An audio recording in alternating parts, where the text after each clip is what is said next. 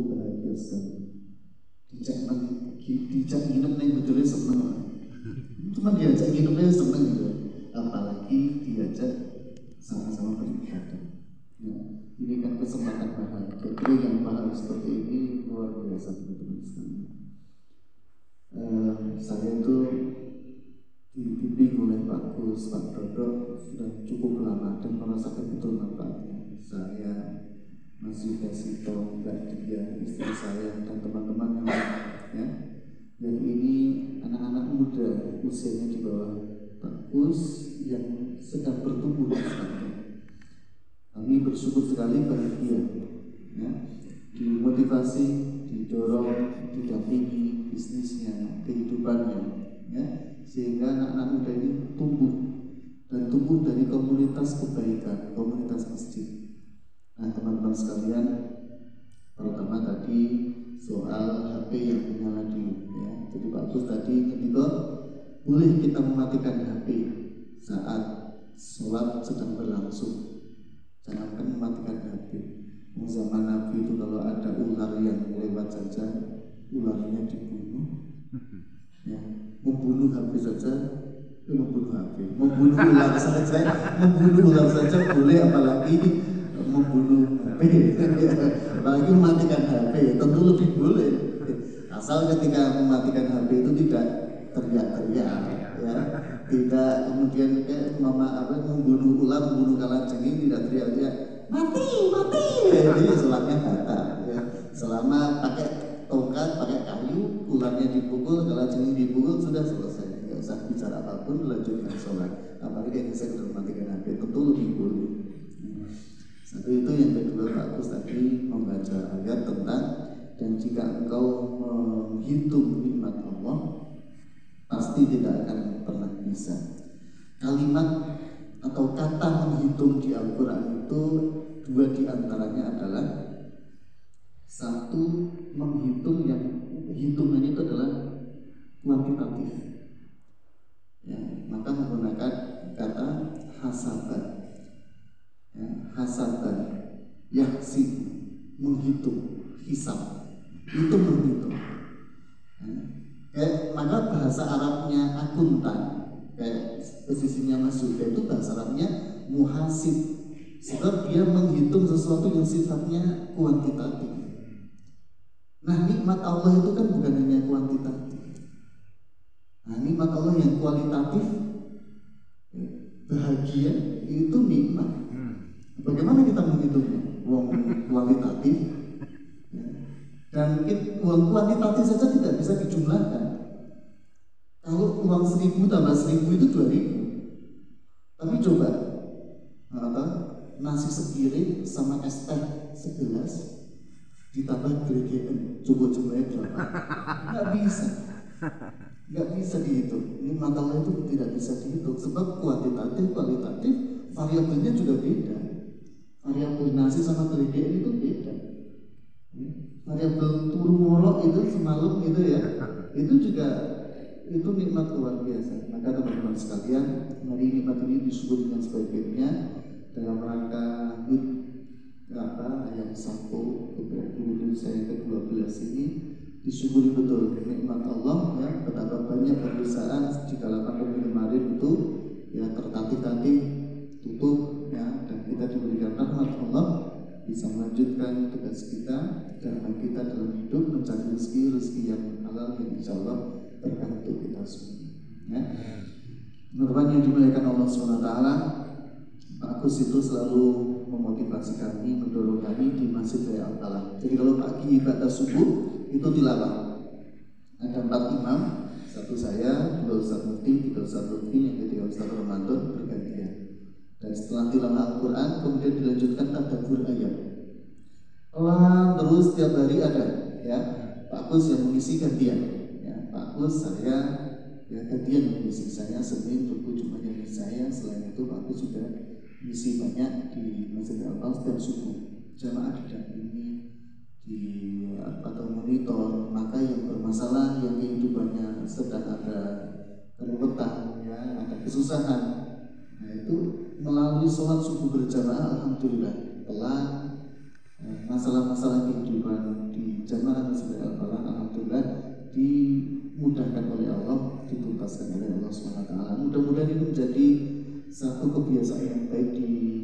satu di grup ya, menjadi satu keputusan dari manajemen oleh Pak Mul nanti menjadi gerakan bersama bagi seluruh karyawan. Pagi ini 1-2 ayat yang kita ambil dari surah Ar-Rahman ya. Teman-teman yang apa itu kalau habis silahkan bisa disimak. Allah SWT berfirman yaitu Bismillahirrahmanirrahim Ar-Rahman ya. Surah ini disebut oleh para ulama disebut sebagai Arusul Quran, pengantinnya Al-Quran, yaitu surat Ar-Rahman. Teman-teman ya, karena disebut sebagai Arusul Quran, pengantinnya Al-Quran, maka banyak anak muda yang hari ini kalau melamar kepada calon perempuannya itu apa yang apa itu maharnya apa? Maharnya seperangkat alat sunat. Apalagi hafalan Al-Quran. Surat apa? Ar-Rahman.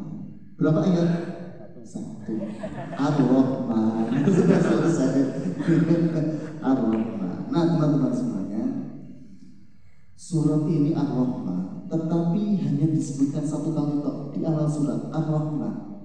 Justru yang diulang sampai 34 kali itu kalimat Fabi'ayyi ala'i rabbikuma tukadziban. Diulang sampai 34 kali. Padahal surat ini hanya 78 ayat sekitar itu, coba dicek kembali.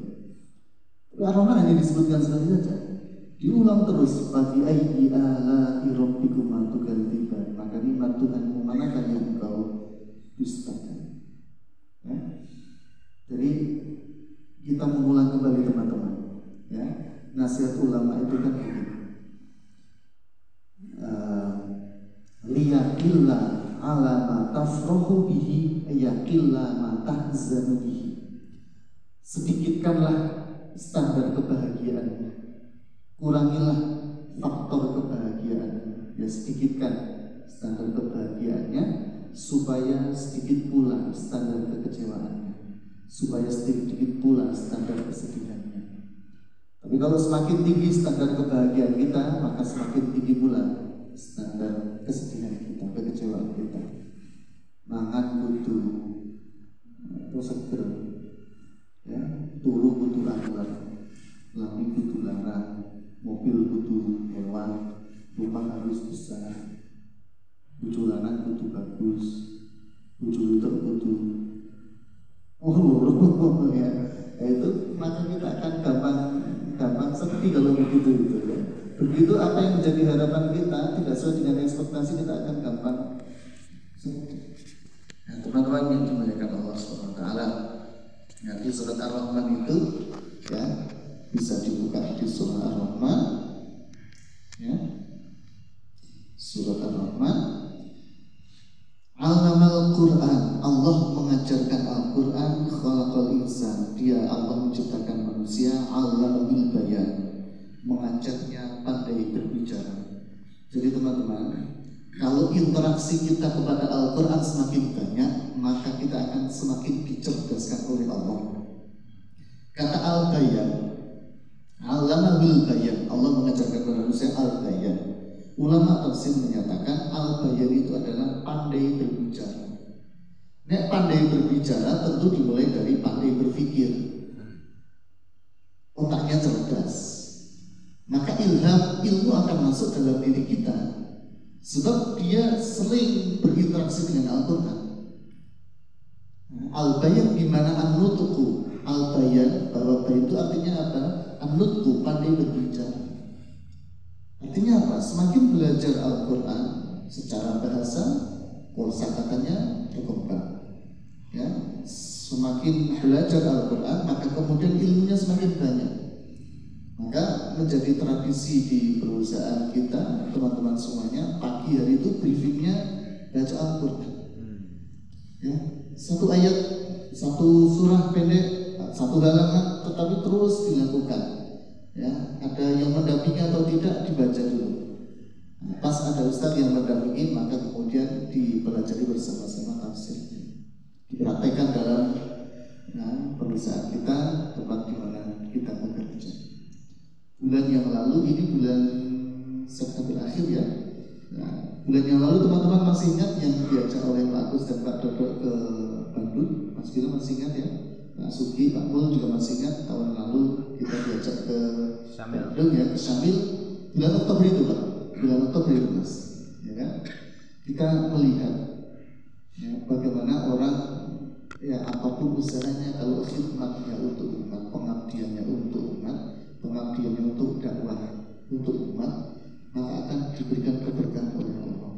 Perusahaannya bertumbuh, karyawannya disejahterakan oleh Allah, karyawannya kehidupannya tenang. Bukankah di rumah teman-teman semuanya keluarganya baik-baik saja kan? Alhamdulillah, ini nikmat yang luar biasa. Ya. Coba andaikan kita ini catering tapi dari perusahaan multinasional, apakah cateringnya seperti ini? Beda. Di Bali nanti malamnya ya pesta apa itu? Ya, minum-minuman keras. Dan di kamar itu boleh milih ya Mas. Itu ya karena perusahaan multinasional ya. Ini di kamarnya dan temannya itu boleh milih. Dan orang tidak dipedulikan mau ngapain, mau bangun jam berapa, kemudian mau melakukan apa nggak dipedulikan. Tapi justru di perusahaan ini mulai dari komisarisnya, seluruh manajemennya, ya dimulai dengan bangun kebiasaan yang luar biasa. Sholat subuh. Aku iki perusahaan itu pada pesantren kok petani jam 7 ngopo. Kan berat tuh Mas. Yang tadi Risto kan berat ya. Oh ini perusahaan kok pada pesantren. Kamu jam 3 sholat lain. Ya catering, oh ini kok catering ini sih rada.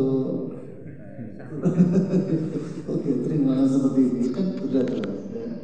Tapi rasakan ya teman-teman yang apa itu hari ini belum ikhlas, belum ada ketulusan dalam menjalankan, nggak apa-apa, dipaksa dulu nggak apa-apa. Nanti 3 tahun, 5 tahun berikutnya akan merasakan berkahnya dalam hidup, berkahnya dalam perusahaan, berkahnya dalam keluarga, akan merasakan. Ya. Nah teman-teman berikutnya, asyamsu wal qamar bi husban. Matahari dan bulan itu berjalan di husban, hisab. Jadi sunatullahnya matahari dan bulan itu berjalan sesuai dengan hisabnya. Jadi hisab bukan hanya mataharinya toh. Sholatnya menggunakan apa Mas Bila? Hisab. Ya. Sholatnya pakai hisab. Sebab perhitungan matahari, bulan kok gak dihisab? Sama saja, matahari dan bulan sama-sama berjalan sesuai dengan hisabnya, sesuai dengan hitungan. Ya. Baik, wan najmu wasyajaru yasjudan. Wan najmu ketubuhan. Ini unik. An-najmu itu kan biasanya artinya bintang. Tapi di sini karena asyajaru itu artinya pepohonan, najmu artinya tumbuhan. Jadi najmu itu tumbuhan yang tidak ada batang kerasnya. Kalau asyajaru pohon yang ada batang kerasnya. Tapi tafsir yang lain menyatakan wan najmu itu bintang, wasyajaru pepohonan. Apa hubungannya bintang dan pepohonan? Hubungannya begini. Semua yang ada di langit representasinya adalah bintang. Itu saja sujud. Semua yang ada di bumi, di sini contohnya adalah pohon, itu juga sujud. Jadi nikmati sujud kita, bahwa sujud ini adalah kenangan terbaik kita di dunia. Ya, kenangan terbaik kita di dunia adalah sujud. Satu hari nanti kalau kita di surga, nah, itu kita akan sholat jamaah seperti ini. Masa di surga masih ada kewajiban sholat? Bukan kewajiban, nostalgia. Nostalgia di kita di surga itu salah satunya adalah sholat. Masih ada masih ada. Bisa sholat di surga gitu kan? Masih ada dirimu. Nah itu nostalgia. Lalu kan imam lagi, imam apa ini? Imam subuh. Ini subuh dari surga. Itu bukan kewajiban, tetapi karena nostalgia, kenangan terbaik kita di dunia itu adalah sujud. Ya. Baik, kemudian di ayat yang langsung saja ayat ke-8 dan 9 itu wa alla tadghu fil mizan, agar kamu jangan merusak keseimbangan. Dunia ini harus ada harmoninya, harus ada keadilannya, harus ada sisi keseimbangan. Jangan merusak harmoni alam, jangan merusak harmoni manusia. Laki-laki itu berpasangan dengan perempuan, itu harmoni alam. Itu harmoni alam. Ya, ada saatnya kita makan, ada saatnya kita puasa, harmoni alam. Maka jangan semua nikmat dunia terbanyak misalnya soal makanan, jangan banyak makan. Mulai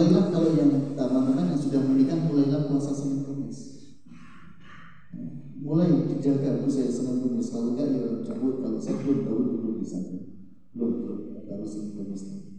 Tapi dijaga, karena ini harmoni alam teman-teman semuanya. Dan tegakkanlah keseimbangan itu, harmoni alam itu, tegakkanlah keadilan itu dengan adil, bil-qisti dengan adil. Wala tufsirul mizan, jangan kamu mengurangi keseimbangan itu. Apapun di dunia ini kalau terjadi ketidakseimbangan, Allah akan kemudian membuat keseimbangan alam baru. Ketika Amerika dan Barat begitu kerasnya mendikte dunia, ya muncul kekuatan baru, Rusia, Cina dan besok ketika Rusia, Cina dia terlalu kuat, ya muncul Indonesia sebagai kekuatan baru. Ya. Teman-teman kan perlu membaca juga di dalam buku Nostradamus itu yang tahun 2037 nanti diperkirakan ada perang antara Indonesia dengan Australia itu. Artinya kan memang Indonesia melawan Australia, berarti kita negara yang ditakuti betul ini. Ya? Menang, ada pasukan geprek loh. Itu kan prediksinya tahun 2037 perang antara Indonesia dengan Australia.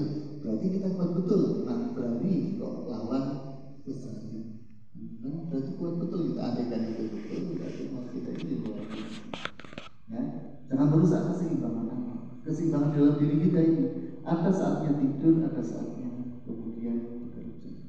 Dijaga keseimbangan dalam diri kita. Keseimbangan berpikir, keseimbangan bekerja, keseimbangan makan, ya, termasuk bertemu dengan istri. Dan ini terutama ya Pak Mul, dibuat kebijakan di perusahaan, suami-suami jangan terlalu banyak di rumah. Sebab naluri laki-laki itu berpetualang. Naluri laki-laki itu menaklukkan dunia. Bukan naluri wanita loh, naluri laki-laki itu berpetualang. Ya, naluri laki-laki itu berpetualang, naluri laki-laki itu menaklukkan dunia itu laki-laki. Semakin banyak pergi ya Pak, terus ini tidak pernah di rumah. Ibu yang ini serapat dulu, senang dia. Saking banyaknya jadwal yang bagus keliling ya. Memang laki-laki begitu ya. Baik, saya lanjutkan saja ya. Ayat langsung di ini aja. Ayat yang ke-26. Kullu man 'alaiha fanin. Semua manusia 'alaiha di atas bumi itu fanin, fana. Rusak, hancur, mati. Ya, rufan. Kita itu kan sifatnya rufan. Yang abadi itu apa? Yang abadi ruh kita. Ini badan kita itu kan pengennya turunnya suwe, makannya enak. Itu kan badan kita. Tapi ruh kita tidak. Ruh kita itu senangnya sholat, ruh kita itu senangnya pikir, ruh kita itu senangnya ketemu orang-orang soleh, ruh kita itu senangnya beribadah, ruh kita itu ingat akhirat. Itu ruh. Nek badan sendiri ya, ini apa jentulukan? Itu badan kita, nek ruh tidak. Seolah-olah ruh kita ini terpendara di dalam badan. Jadi begitu kita mati, kemarin waktu kita ngaji Jumat pagi datang sudah kita bahas tentang ruh itu ya, bahwa yang diberi nikmat di dalam kubur itu bukan hanya ruh, fisik diberi nikmat. Begitu juga disiksa, ketika disiksa itu bukan hanya ruh yang disiksa, termasuk fisik. Maka kemarin ketika kita bahas kiblat di kantor itu, disebut kiblat dan ahli kiblat. Kiblat itu arahnya, ahli kiblat itu kita manusianya. Orang di dunia tidak pernah menghadapkan wajahnya ke kiblat, ketika mati ingin dihadapkan ke kiblat, mana mungkin? Yomik badannya tak menghadap kiblat. Begitu penguburan selesai, ahli keluarganya sudah pulang, istilahnya dikuntir malaikat madhab kita. Jadi badannya menghadap ke barat, ke kiblat, tetapi kepalanya sudah membelakangi kiblat. Orang dia bukan ahli kiblat, ingin ngaku sebagai ahli kiblat. Lukuman alaiha, semua manusia itu merusak, dunia ini hancur. Saya semalam begitu ini selesai, acara kita selesai, saya naik ke atas itu nonton TV sebentar, apa yang lama gak nonton TV, mumpung ada kesempatan nonton film di Trans 7. Maka judulnya Breakpoint. Betul ya? Breakpoint atau Point Break? Bahasanya Point Break atau Breakpoint? Point Break. Point Break. Biasanya judul yang berat. Point Break. Ya, titik di mana seseorang itu hancur oleh obsesi. dimana seseorang itu mati oleh keinginannya melawan Allah. Titik dimana manusia itu hancur. Pada saatnya yang abadi ya kebaikan, yang abadi hanya itu saja. Maka di ayat ini wa yabqa wajhu rabbika dzul jalali wal ikram, maka yang abadi itu ya Allah.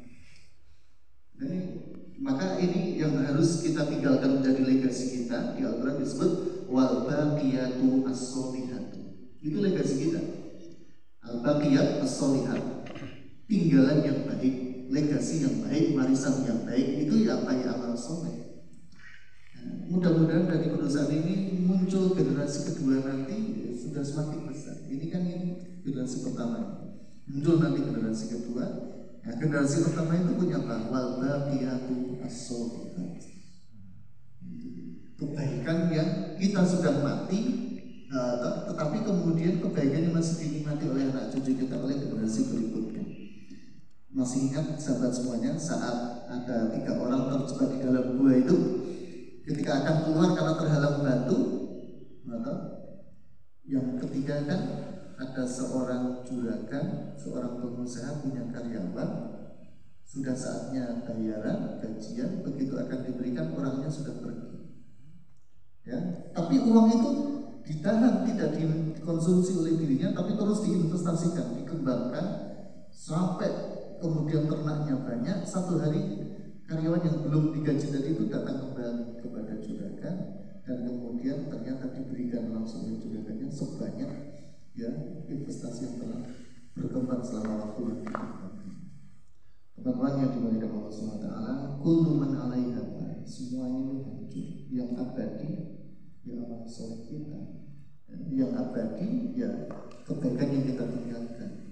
Ruh kita yang akan nanti ketemu Allah SWT. Ya, ini sudah sampai waktu syuruk. Ya.